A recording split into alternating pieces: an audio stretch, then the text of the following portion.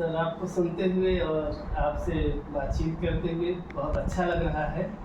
आपके सानिध्य में बहुत कुछ सीखने के लिए और जानने के लिए मिल रहा है। सर बचपन की यादें हमेशा रहती हैं और मैं जानना चाहता हूँ बचपन और विद्यार्थी जीवन के एकाध मधुर पल आप साझा करें। विद्यार्थी जीवन जिसे आप कहते हैं इसमें सबसे ज़्यादा आनंद आता है जब परीक्षा फल निकलता है और नई कक्षा में आप जाते हैं। ये जो कक्षा का बदलना होता है उसको सबसे अच्छा ये लगता है। स्कूल बदलना, कक्षा बदलना, लोअर प्राइमरी से प्राइमरी में गए, फिर upper primary, middle school, high school, ये मुझको सबसे अच्छा। जी सर, भारत भूषण अग्रवाल पुरस्कार आपको मिला। जब आपको यह पुरस्कार मिला तो वो पल कैसा था?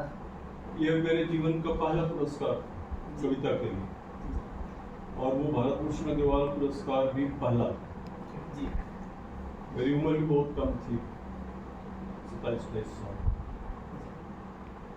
तो बहुत ही अच्छा लगा।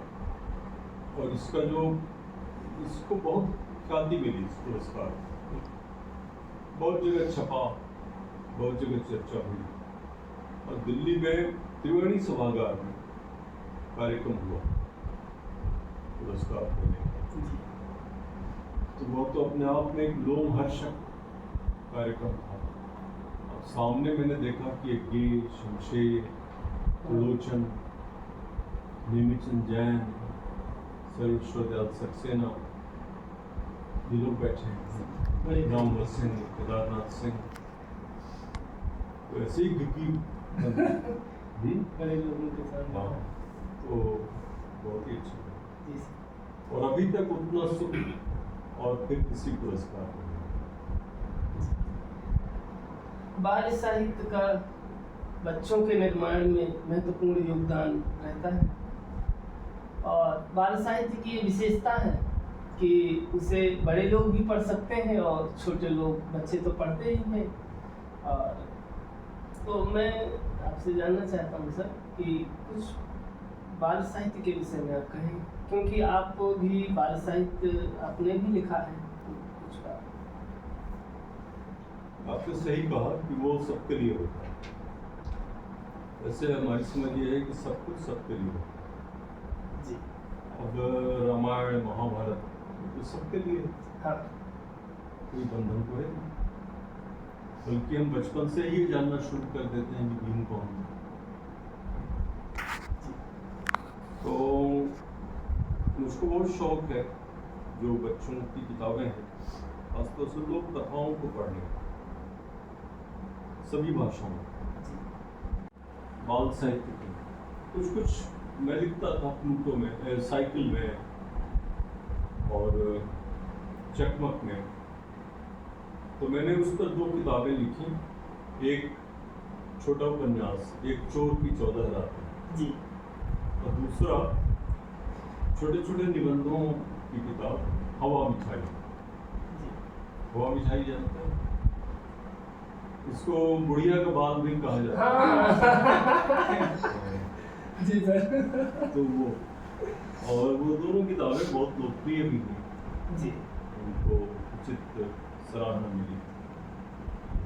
हाँ सर, बाल साहित्य लिखना सर आसान नहीं होता है। शब्दों की साधना और बच्चों की उस मन को समझ करके लिखना। सर मेरा अंतिम प्रश्न, राष्ट्रकवि सोहनलाल द्विवेदी और सूर्यकांत त्रिपाठी निराला और बाबा नागार्जुन, इन तीनों साहित्यकारों पर आप संक्षिप्त छोटी सी टिप्पणी। सोहनलाल द्विवेदी तो हमारी किताब में थे, उनकी कविता थी चल पड़े जिधर तो लगभग में, चल पड़े कोट पर खुशी हो, पड़ गई जिधर भी एक दृष्टि, गड़ गए कोट दृढ़ खुशी हो। तो सोहनलाल द्विवेदी ने बच्चों के लिए बहुत लिखा और वो बहुत बड़े कवि हैं। कवि के साथ साथ वो और नागार्जुन नागार्जुन दोनों एक्टिविस्ट भी थे। एक्टिविस्ट मतलब सोहनलाल द्विवेदी आज़ादी की लड़ाई में शामिल थे, नागार्जुन किसान आंदोलन में शामिल थे और जेल भी गए नागार्जुन सोहनलाल द्विवेदी। निराला इन सबसे भिन्न थे और निराला ने बहुत तरह की कविताएं लिखी, बहुत गहराई की कवि है। और नागार्जुन ने साधारण जीवन के चित्र दिए, अधिकतर गरीब लोगों के बारे में, जो सताए हुए लोग हैं उनके बारे में लिखने वाले ये दोनों बहुत बड़े कवि हैं, निराला, नागार्जुन। तो मैं इन तीनों को प्रणाम करता हूँ। जो भी कवि है, कवि में छोटा बड़ा नहीं है। जैसे एक कहावत है हमारी तरफ कि तुलसी का पत्ता क्या बड़ा क्या छोटा, बराबर मानते सर। और आप बहुत अच्छा काम कर रहे हैं सोहनलाल द्विवेदी पर, उनका काम बहुत कम हुआ। मैं आपको शुभकामना देता हूँ, आपके काम करें और आपको भी शुभकामना कि आप इस प्रयास पर काम आगे करें। और आप लोग इतने बड़े विद्वान और कवि, कन्नड़ कवि हमारे सामने हैं, कैमरा इधर घुमाइए, प्रोफेसर विक्रम साहब, उनसे सीखिए जी सर। और उनका सानिध्य ही अपने आप में एक बहुत प्रसन्नता की बात है। सर बीए में आपको हमने पढ़ा और काशी हिंदू विश्वविद्यालय में आपसे 2 बार मुलाकात हुई। आज आदरणीय प्रोफेसर विक्रम विसाजी सर के इस प्रयास से आप यहाँ आए, व्याख्यान हुआ और एक अच्छा संयोग को जाता है। हाँ सर। और अग्रज भाई राजशेखर के साथ आपसे संवाद करके बहुत अच्छा लगा। और सर आपको मैं देखता हूँ एक तरुण युवक की भांति है, आपकी सक्रियता सर बहुत लाजवाब है। भाई आप ये कह रहे हैं मुझको अच्छा लग रहा है, लेकिन सब लोग ऐसा नहीं करते।